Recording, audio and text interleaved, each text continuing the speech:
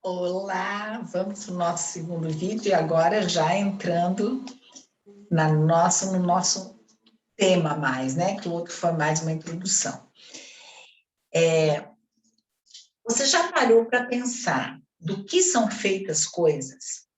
Tudo aquilo que você consegue ver, que você consegue tocar, você já parou para pensar do que elas são feitas? Então, quando você olha assim para uma árvore, quando você olha para a grama, quando você olha para o céu, você olha os pássaros. Você já parou para pensar do que tudo isso é feito? Quando você olha para a sua mão, do que a sua mão é feita? Você já parou para pensar nisso? Então, teve alguém que já em 1808 parou para pensar e pesquisou cientificamente e chegou à conclusão de que todas essas coisas, esse cientista se chamava John Dalton, todas essas coisas eram formadas por átomos. Só que, se nós colocássemos 1 milhão de átomos lado a lado, nós chegaríamos à espessura de um fio de cabelo. 1 milhão de átomos para chegar na espessura de um fio de cabelo. Ou seja, nós estamos falando de mini partículas, nem é mini, é nanopartículas, é algo muito,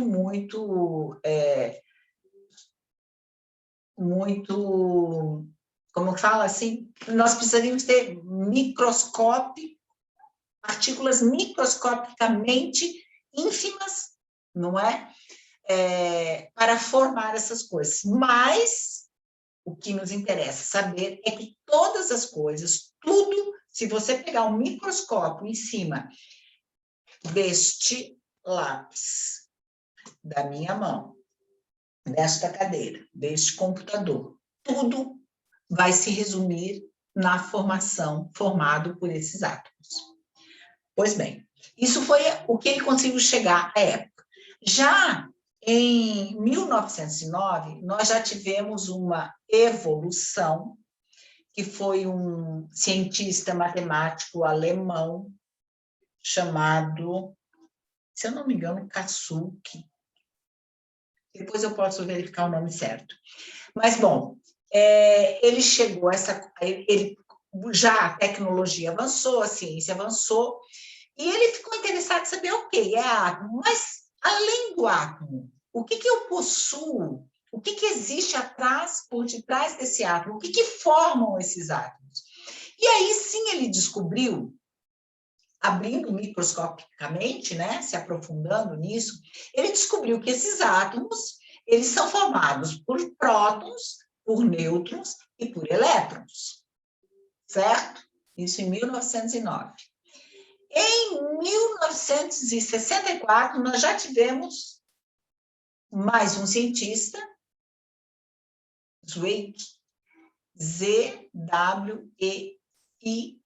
não sei se é assim que pronuncia, já descobriu que esses nêutrons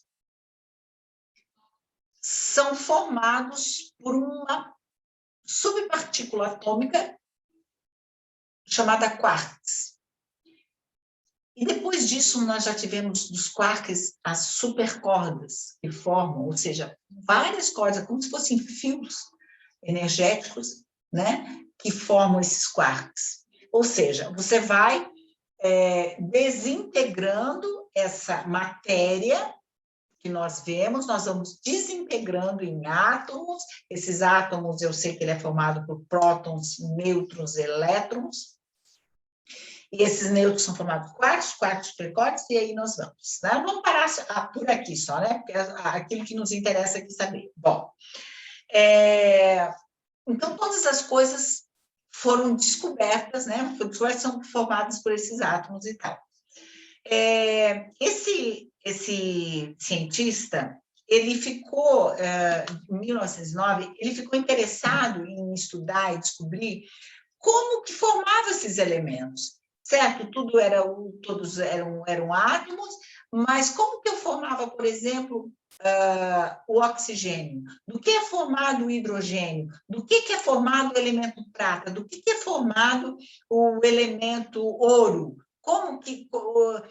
O que acontece para que se formem esses elementos um diferente do outro, certo? Então, ele descobriu que para formar os elementos, bastava que o átomo que tivesse no seu núcleo um próton, todos os átomos que tivessem no seu núcleo um próton, eles se uniriam para formar o hidrogênio. Para formar o oxigênio, da mesma forma, seriam átomos cujo núcleo tivessem 8 prótons. Para formar a prata, 26 prótons. E assim sucessivamente. Eu não sei porque eu estou mostrando esse lápis. Elemento ouro, né? Bastava, então, que eu tivesse vários átomos cujo núcleo tivessem 79 nêutrons. Fosse fácil assim para a gente fabricar ouro, né? É brincadeira. Então, ele conseguiu fazer essa descoberta, certo? Então, assim, aí ele já nos deu uma luz para nós saber por que nós temos, como que os elementos são formados, né? Oriundo desses átomos, certo? E aí, eu quero compartilhar aqui, só um minutinho, deixa eu colocar no modo apresentação, que eu quero compartilhar aqui, deixa eu ver, share, é este aqui, ok, perfeito. Ó, então, aqui está o resumo do que, deixa eu botar um laser aqui nesse ponteiro, um resumo do que nós falamos até aqui, tá? Toda matéria é feita de átomos, ok? Isso foi descoberto lá em 1808, né? Os átomos são formados por prótons, nêutrons e elétrons, e esses prótons e nêutrons são formados pelos quarks, ok? Então, vamos aqui. Olha só, aqui está num esquema, aqui está a matéria. Então, aqui você pode dizer que é a sua mão, desculpa, aqui é a sua mão, aqui é a grama que você pisa, aqui é a cadeira que você senta, aqui é o computador que você trabalha, aqui é a caneta que você escreve, isso é a matéria, tá? Toda a matéria, então, ela é formada por várias e várias moléculas, cujas moléculas, quando você coloca um microscópio nelas, você vai descobrir que elas são feitas pelos átomos. Esses átomos aqui, eles têm no seu núcleo várias esferas que podem ser os prótons e os nêutrons, ok? Esses prótons aqui são formados pelos quarks. Em volta deste núcleo, aqui está o átomo, tá? Em volta, aqui está o núcleo dele, certo? O núcleo, que eu tenho aqui no núcleo, eu tenho prótons e tenho nêutrons. Bom, em volta desse núcleo é que eu tenho os elétrons. Então, você imagina que a matéria é formada por isso aqui, ó. Vários esqueminhas desses que ficam. Então, aqui, eu tenho um átomo aqui de ouro, eu tenho outro átomo aqui, eu tenho outro átomo aqui. Eu junto todos esses átomos para formar o elemento ouro. Vamos mais ou menos imaginar isso aqui, tá? Então, tudo é formado. Você está vendo aqui que tem espaços entre o núcleo e os elétrons? Você percebe que o elétron aqui, ele está orbitando, ou seja, ele está andando aqui Aqui está em círculo, mas, na verdade, ele orbita de uma forma elíptica, né? Ele não orbita assim, né? Ele orbita que nem um 8, assim, ele faz isso aqui, sabe? Que é a forma elíptica, né? Eu acho que é isso, se eu não me engano. Bom, até agora eu vou depois tirar essa dúvida, tá? Mas, enfim, ele está ali orbitando neste núcleo, em volta desse núcleo. E aí, o que os cientistas descobriram, cientificamente analisando, né? Que esse elétron, que isso nos interessa também para saber mais um pouquinho, tá? Que esse elétron, ele está nessa órbita que está, certo? Quando ele recebe uma carga extrema de energia, ele passa, ele salta para a órbita seguinte. É isso que nós chamamos salto quântico. Então, ele está nessa órbita, ele recebe uma energia, ele pula para a órbita seguinte. Certo? Mas o engraçado disso é que, quando ele faz esse pulo, quando ele faz esse salto, os cientistas não conseguiam acompanhar esse salto. Ou seja, não existia trajeto desenhado de uma órbita para outra órbita. Isso era interessante, por quê? Porque era como se... Deixa eu parar de compartilhar aqui. É como se o elétron estivesse aqui, nessa órbita, recebe uma carga extrema de energia, certo? Aqui. No nosso caso de apometria, que é o nosso comando, porque o nosso pensamento, né? Vocês recordam dos vídeos anteriores? O nosso pensamento, ele é energia, né? Então, nossa voz é energia, são ondas, e a gente, na apometria, a gente faz comandos, ou seja, a gente dá carga de energia no elétron, ok? Então, quando ele recebe essa carga de energia aqui, ele salta para o lado de cá. Mas só que esse trajeto não era desenhado.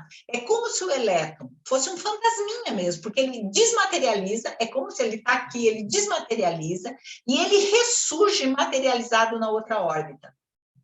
Então, os cientistas comprovaram que existia aqui uma dimensão de que nossos olhos, né, não conseguiam ver. Existe aqui uma outra dimensão, que esse elétron, ele vai para essa dimensão, ele vai para algum lugar, e ele reaparece na outra órbita, materializado.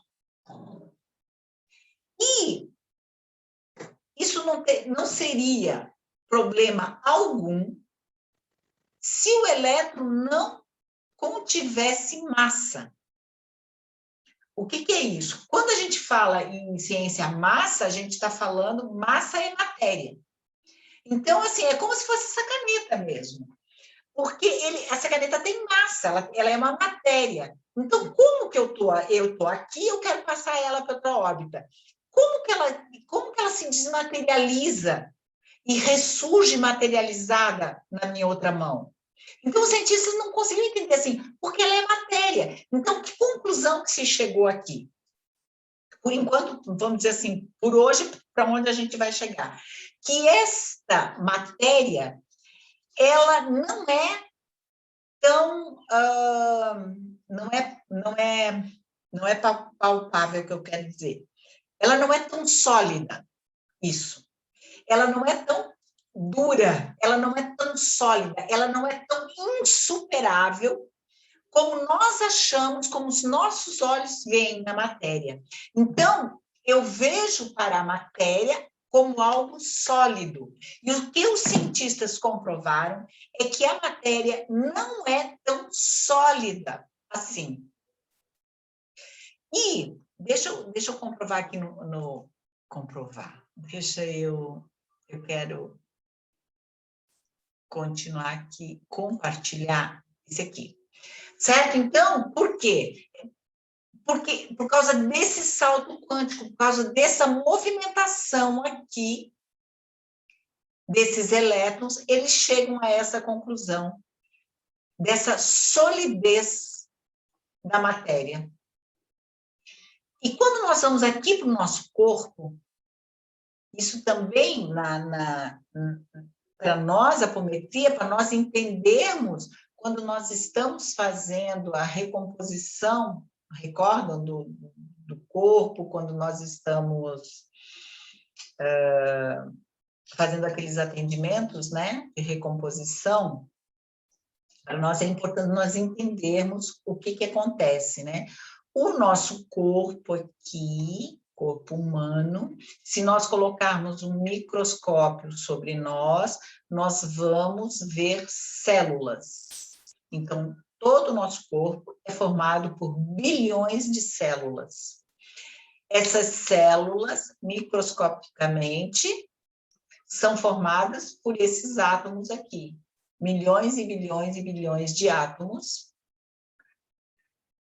cujos átomos também têm a mesma composição de qualquer outra matéria, ou seja, prótons, nêutrons, elétrons, e aí as suas subdivisões quânticas, certo?